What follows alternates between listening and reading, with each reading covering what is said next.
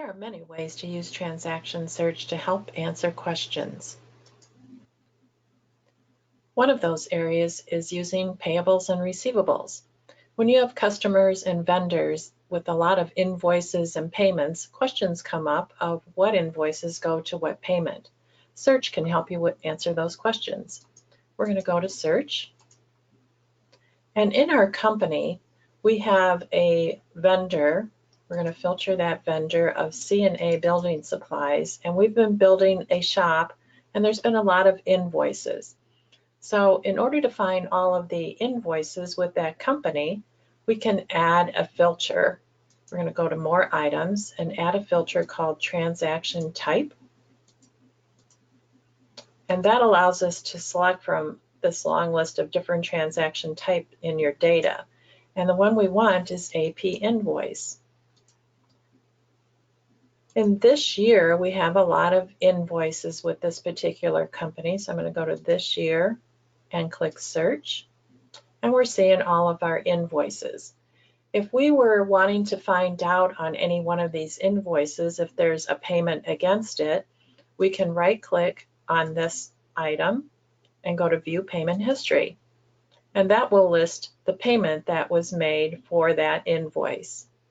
If we go to a different one, let's go to the next one, right-click, go to View Payment History, and we see two rows. That's because it was partially paid in both of these different payments. If we were to double-click to edit this vendor invoice, we're going to see the yellow banner across the top indicating that this invoice has payments made to it already and we can't change it. So this will help you in that also, where if you do the right click and view the payment history, we can double click on that payment and go ahead and delete it, and that would allow you to edit your invoice and then repay the payment again later. While we're looking at these invoices, I would like to see the details of what these invoices have included. I want to see the account that they went to, and I want to see the notation. So to do that, I can use my columns. I'm going to go over to columns. In the columns, you have different levels of detail that you can look at. When you're looking at transaction summary, that's referring just to the information that's in the header of your transactions. But if I click my drop down, I have other levels. If I want to see the account name and I want to see notation, I need to go down to the journal entry details. And when I choose that level, my list of different items has a lot more to choose from. So I can add account name, and I can also go down to the bottom and find notation. These are in alphabetical order. Now I can move my columns so I can order them how I want. I could highlight notation and click the green up arrow and move it a little at a time, or I can just use this striped up arrow and that gathers all the selected columns to the top. Now I'm going to take account name and move it. And if I click search right now, that will give me my account name and my notation, but it's a little difficult to make out what goes with what. So we can do that in two different ways. One way is to group on transaction. If I check this box, group on transaction, and click search, now it's organized all of the details into transaction by transaction. So you can see by my invoice number here, it's gathered by my different invoices. Notice that over at the right, the total amount, bank amount, are the same for all of them. That's because I'm showing the total bank amount, which is the amount that's representing that total transaction. But being that I'm in details, I'm going to want to change that. I don't want total bank amount. Instead, I want credit amount and debit amount. And again, we can gather those to the top. And then we can move notation down. And I like to see debit before credit. And then click search again. And now it's starting to make a little more sense. Let's squish up some of our columns. We can drag our columns to be a little bit less space for us if we want. And now we can see our notation better. So that's one way to see the data. It's organized by your different transactions, and you can see your notation. If you like this format and you want to be able to use that at a future time, you can save your format. So I can click my Save button up at the top and then give this a name. So maybe let's call this one Detail with Notation.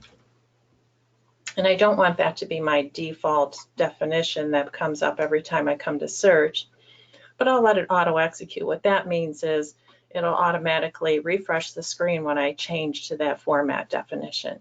And I'm going to click OK. And now that's the name of that format.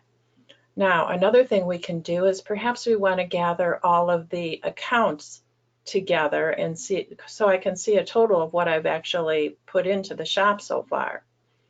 I'm going to go back over to my tabs across the top, and this time I'm going to group sort. And I wanted to group it by account name. I'm going to move that all the way to the top. And the difference between group and sort, when you do a group, it's going to give a subtotal like this over at the right. When you sort, it's just basically ordering it by that, and it'll order it in the order that you have your different columns. I'm going to click search now again. That refreshes my screen. Oh, we forgot to do one thing. We don't want it in transaction grouping any longer. So we're going to go back here to columns, uncheck group on transaction, refresh this again. And now I'm seeing what I want to see. So if I go down to my shop, now I can get a total of what I put into the shop, and I'm seeing the notations of what each part of those invoices were for. You can see it that way on our invoices. The other thing that you can do in search, let's go back to the same entries, but from the payment side. I'm going to clear the AP invoice and go back to the AP payments. And there's another feature in search that allows you to look at the data linked to the original transaction. So if I were to click search now, I'm only seeing the payments to the account payable and the bank activity. But if I want to see what those payments were actually representing, I can go over to General and click on Display Activity linked to the original transaction. And now if I click Search, I'm again seeing that it went for repairs and to the shop. Instead of seeing accounts payable, I'm seeing what it really represented it when I purchased it, and the notations as well. Notice that the total on our shop is not the same total we saw with the AP invoices because all of the invoices have not been paid at this point.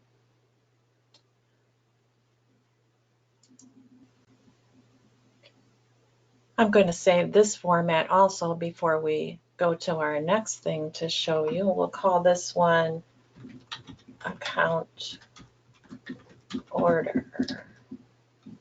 All right, and save that. And now we're going to flip back to our summary.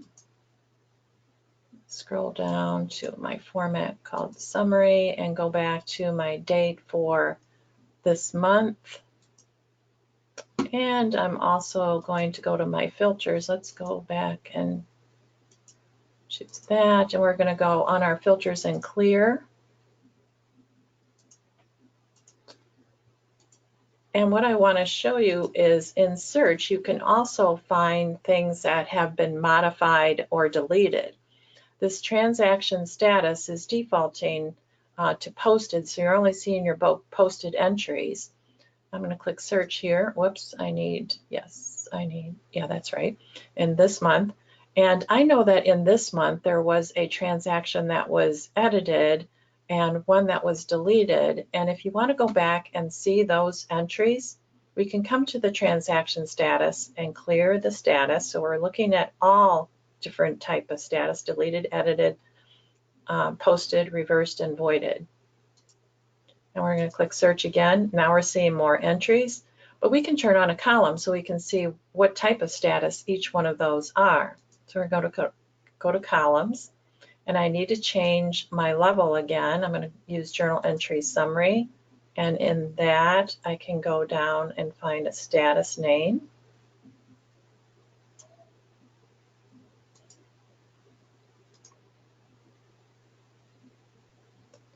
and click search. Oh, actually, I could have stayed in transaction summary. Sorry about that. And now we can see that we have the deleted and the reversed. And on this transaction, it was deleted to rural insurance, and the transaction to all power equipment was edited. So the 411 was the edited one, and the new posted transaction is 420, and the 411 was reversed. So it's another way to use search to get like an audit trail of your transactions. The other thing you can do is use search if you are looking for a bank rec, a transaction that you know was clear, but you don't know what month it was cleared in. We can use search to do that. So now we do need to go to a different level, and we can turn on a column called Date Reconcile right there. And when we do this, we're only going to want to look at the cash side of a transaction, because that's the side, the piece of the transaction action that gets marked with the date reconciliation. So we're going to go to More Items, Add Account Category, and we want to do cash. Just cash, and we'll select that. And we're going to look at the time period of 10/01/17 to 12/31/17 and click search. And now we can see all of these transactions that were entered in that time period, and the date reconciled represents the bank statement date that that particular transaction was reconciled to. If we scroll down, we'll see some in November, and at the very end, if it wasn't reconciled at all, it would have a blank. So this one was not reconciled, it's blank. And that will help you if you're looking for an entry in the bank reconciliation. I hope those things were helpful for you, and those are different ways to use your search.